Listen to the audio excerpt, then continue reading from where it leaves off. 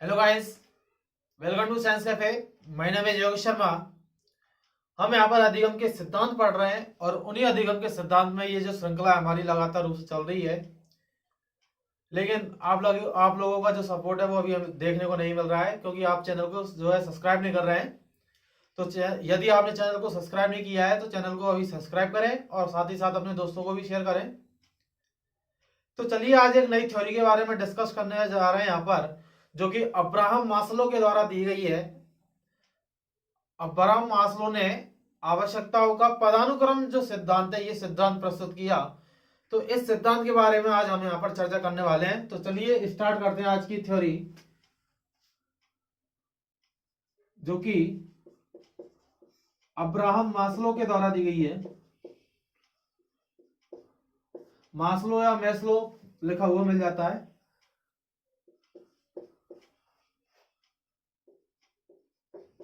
आवश्यकताओं का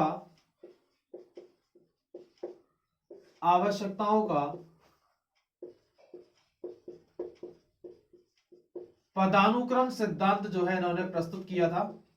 किसने? अब्राहम मास्लो ने आवश्यकताओं का पदानुक्रम सिद्धांत जो है यहां पर प्रस्तुत किया था। अब्राहम मास्लो जो है ये एक प्रकार के मानवतावादी विचारक हैं। कैसे?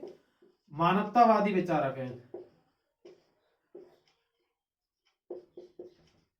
अर्थात मैं कहूं तो ह्यूमनिस्टिक थ्योरिस्ट है। कैसे? मानवतावादी विचारक हैं, अर्थात ह्यूमनिस्टिक थ्योरिस्ट हैं ये एक प्रकार के। इन्होंने अपने सिद्धांत में बताया कि सीखने के लिए जो है आवश्यकताओं को जो है इंपॉर्टेंट माना है, महत्वपूर्ण रूप से आवश्यकताओं को इंपॉर्टेंस दिया है यहाँ पर। और इन्होंने इन आवश्यकताओं को इन्होंने सबसे पहले 5 आवश्यकताएं दी थी। देन उसके बाद जो है 1943 में 1943 में इन्होंने 5 आवश्यकताएं दी थी। और फिर इसके बाद इन्होंने 1956 में 1956 में 3 आवश्यकताएं इसमें और जोड़ी। इस प्रकार इनकी टोटल जो आवश्यकताएं जो है वो आवश्यकताएं कितने प्रकार की? 8 प्रकार की। और इन्हीं आवश्यकताओं के आने पर जो है एक व्यक्ति जो है या एक बालक जो है वो इन्हीं आवश्यकताओं को पूर्ण करने के लिए क्या करता है? अधिगम करता है या लर्न करता है। इसके बारे में यहाँ पर बात की गई है। ये 1956 नहीं है, ये 1959 है। ठीक है, याद रखना आपको। तो ह्यूमनिस्टिक थ्योरिस्ट है कौन? Abraham Maslow. इन्होंने अपने सिद्धांत में कहा है कि कोई भी जो व्यक्ति है जो अधिगम करता है वो आवश्यकताओं की वजह से अधिगम करता है। यदि आवश्यकताएं यदि नहीं होंगी तो अधिगम भी नहीं होगा। कहने का मतलब यह है कि व्यक्ति की आवश्यकता, ये अब्राहम मास्लो का खुद का कथन है। वो कहते हैं कि व्यक्ति की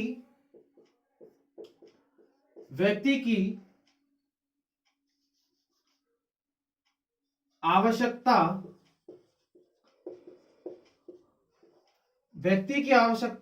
उसे सीखने के लिए अभिप्रेरित करती है। ये बात अब्राहम मास्लो का कथन है। कई बार एग्जाम में कथन पूछा जाता है, इसलिए याद रखना है कि व्यक्ति की जो नीड्स हैं, जो आवश्यकताएं जो हैं, ये आवश्यकताएं उस व्यक्ति को लर्निंग के लिए क्या करती हैं? मोटिवेट करती हैं, अभिप्रेरित करती हैं। अर्थात इनका जो सिद्धांत है वो अभिप्रेरणा से भी जुड़ा हुआ सिद्धांत है। क्या?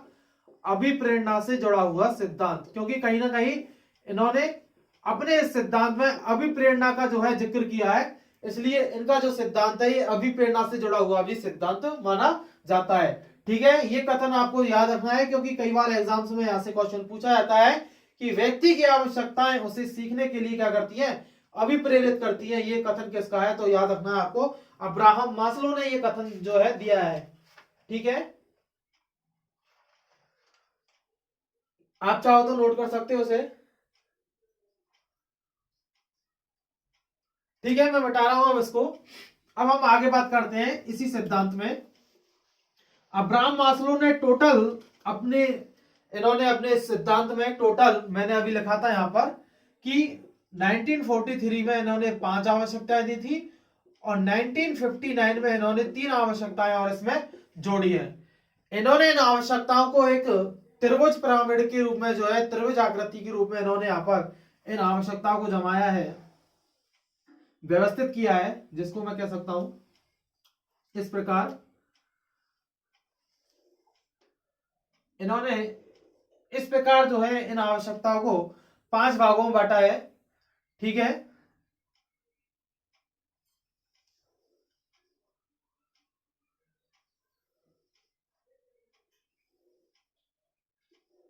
देखिए यहां पर फर्स्ट जो ये जो आकृति है पिरामिड नुमा आकृति है। क्या? पिरामिड नुमा आकृति, जिसको आप त्रिभुज आकृति भी कह सकते हो। क्या? त्रिभुज आकृति भी हम इसको कह सकते हैं। ठीक है, पिरामिड या त्रिभुज नुमा आकृति है ये। इस आकृति में जो है इन्होंने इन आवश्यकताओं को व्यवस्थित किया है, जिसमें यहां पर इन्होंने इसको 2 भागों में बांटा है, उसके बारे में भी हम चर्चा करेंगे।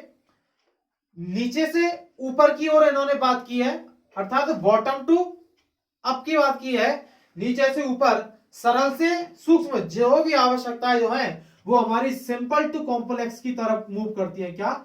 सिंपल टू कॉम्प्लेक्स, अर्थात जटिल सरल से यौगिक। क्या? सरल से जटिल की तरफ जो है यहां पर मूव करती है। और मैं बात करूं यहां पर मैक्रो टू माइक्रो, अर्थात स्थूल से सूक्ष्म की बात यहां पर की गई है। तो इस प्रकार इनको जो है आवश्यकताओं को अरेंज किया गया है, जिसमें सबसे पहली जो आवश्यकता है वो है शारीरिक आवश्यकता। क्या? शारीरिक आवश्यकता। शारीरिक आवश्यकता की यहां पर बात की गई है। शारीरिक आवश्यकता, इस शारीरिक आवश्यकता के बाद सेकंड नंबर पर जो आती है वो है सुरक्षा आवश्यकता। सुरक्षा आवश्यकता। इसके बाद सुरक्षा आवश्यकता के बाद जो आएगी वो है सामाजिक आवश्यकता। सामाजिक आवश्यकता। और इस सामाजिक आवश्यकता के बाद आती है वो है आत्मसिद्धि या आत्मसम्मान, जिसको मैं कहूंगा यहां पर आत्मसम्मान की आवश्यकता। और अगली जो आएगी वो है आत्मसिद्धि की आवश्यकता। क्या? आत्मसिद्धि की आवश्यकता। इस प्रकार ये जो पांचों जो आवश्यकताएं 1943 में अब्राहम मास्लो के द्वारा दी गई थी। क्या? मैंने अभी आपको बताया था कि नीचे से ऊपर की ओर ये क्रम है। नीचे से ऊपर की ओर, सरल से जटिल की ओर, और सूक्ष्म स्थूल से सूक्ष्म की ओर, ये जो क्रम है वो यहां पर दिखाया गया है। तो आपको ये याद रखना है। ठीक है, अब मैं यहां पर बात कर रहा हूं कि नीचे की जो 3 कोटियां हैं, ये नीचे के 3 जो आवश्यकताएं हैं ये निम्न कोटि की है। कैसी है? निम्न कोटि की। क्या? निम्न कोटि की आवश्यकताएं हैं, जबकि ऊपर की जो 2 आवश्यकताएं हैं ये उच्च कोटि की आवश्यकताएं। कैसी है?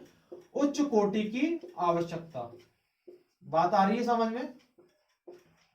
उच्च कोटि की आवश्यकताएं हैं। शारीरिक आवश्यकता, सुरक्षा आवश्यकता, सामाजिक आवश्यकता, आत्मसम्मान और आत्मसिद्धि की यहां पर बात की गई है। नीचे की जो टॉप 3 है नीचे से, वो निम्न कोटि की है, और ऊपर की जो टॉप है 2, वो उच्च कोटि की आवश्यकताएं हैं। ठीक है, एक एक करके समझते हैं। शारीरिक आवश्यकता में जो है हमारा यहां पर जो जुड़ेगा वो है रोटी, कपड़ा और मकान वाली जो चीज है वो यहां से जो जुड़ती है। शारीरिक आवश्यकताओं के लिए एक बालक के लिए रोटी, कपड़ा और मकान जो है वो नेसेसिटी है, आवश्यक है। दूसरी बात जुड़ती है उसकी सुरक्षा से लेकर, और तीसरा जो है वो है सामाजिक आवश्यकता, जहां पर ये जो बालक है वो बड़ों से या अपने माता पिता से या अपने समाज के लोगों से या अपने मित्रों से जो है वो यहाँ पर वो प्रेम चाहता है, प्यार चाहता है। वो वाली अवस्था कौन सी है? सामाजिक आवश्यकता। और अगली जो आती है आत्मसम्मान की अवस्था, जहां पर ये सम्मान जो है पाना चाहता है। आत्मसम्मान, जिसको आप सेल्फ रेस्पेक्ट से जोड़ते हो, वो कहीं ना कहीं यहीं पर देखी जाती है। और अगली जो है जो कि आत्मसिद्धि की अवस्था है, यहां पर इन चारों का कोई मायने रखा जाता। ये जो है एक अलग ही कंडीशन है जो कि टॉप कंडीशन पर रखी हुई है, क्योंकि हमने यहां पर सरल से कॉम्प्लेक्स की बात की है। हर कोई जो है आत्मसिद्धि तक नहीं पहुंच पाता। क्या?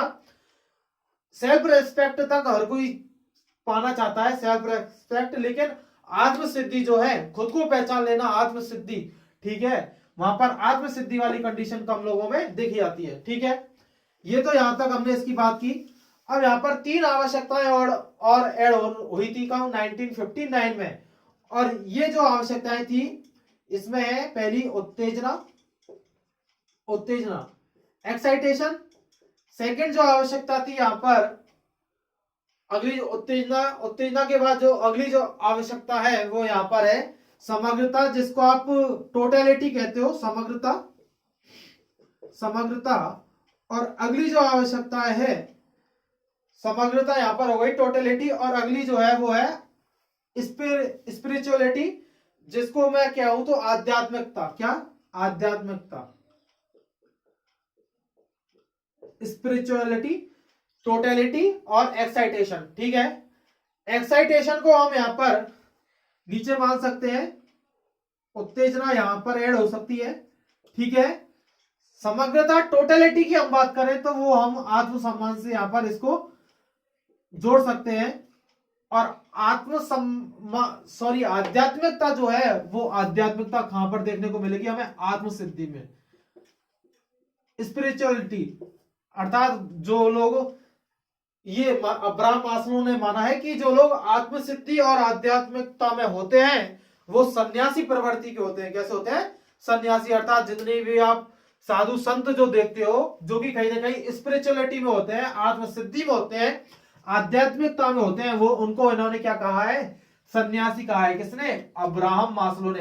हो सकता है आपसे एक क्वेश्चन पूछ लिया जाए कि अब्राहम मास्लो के अनुसार जो व्यक्ति आध्यात्मिकता और आत्मसिद्धि में पाए जाते हैं उनको क्या कहा गया है? तो आपको याद रखना है, सन्यासी कहा गया है, जिसमें अधिकांश साधु संत जो लोग हैं वो यहीं पर आत्मसिद्धि और आध्यात्मिकता में देखे जाते हैं, जहां पर वो जंगल वगैरह में कहीं ना कहीं जो है एक अलग बात कर रहे होते हैं भगवान को पाने की, जो कि कहीं ना कहीं आध्यात्मिकता से जो है, हमारे स्पिरिचुअलिटी से जो है कहीं ना कहीं कनेक्ट होती है।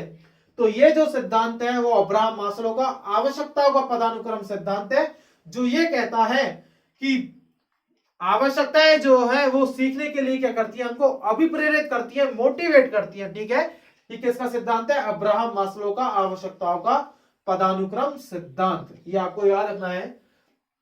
तो इनका सिद्धांत बस यही था। इन्होंने 5 आवश्यकताएं दी थी 1943 में, और 3 आवश्यकताएं जो है वो और ऐड की है, जो कि 1959 में ऐड की है। मानवतावादी विचारक है, ये आपको याद रखना है। इनका जो पिरामिड है वो सिंपल टू कॉम्प्लेक्स की तरफ मूव करता है, अर्थात सरल से जटिल की तरफ मूव करता है, मैक्रो टू मैक्रो की तरफ मूव करता है, स्थूल से सूक्ष्म की ओर मूव करता है, और बॉटम टू टॉप पर जाने, मतलब नीचे से ऊपर की ओर जो है ये पिरामिड कहीं ना कहीं कार्य करता है। आत्मसिद्धि वाली कंडीशन एक अलग ही कंडीशन है, जो कि इन चारों से जो है कहीं ना कहीं अलग देखी जाती है। हर कोई व्यक्ति जो है आत्मसिद्धि आध्यात्मिकता में जो है नहीं पहुंच पाता है, ठीक है। तो यहाँ पर ये सिद्धांत जो है खत्म होता है। मुझे उम्मीद है कि आपको ये सभी को ये सिद्धांत समझ में आ गया होगा। यदि आपको ये वीडियो पसंद आया है तो अपने दोस्तों को ज्यादा से ज्यादा शेयर कीजिए, चैनल को सब्सक्राइब कीजिए और साथ ही साथ लाइक भी कीजिए।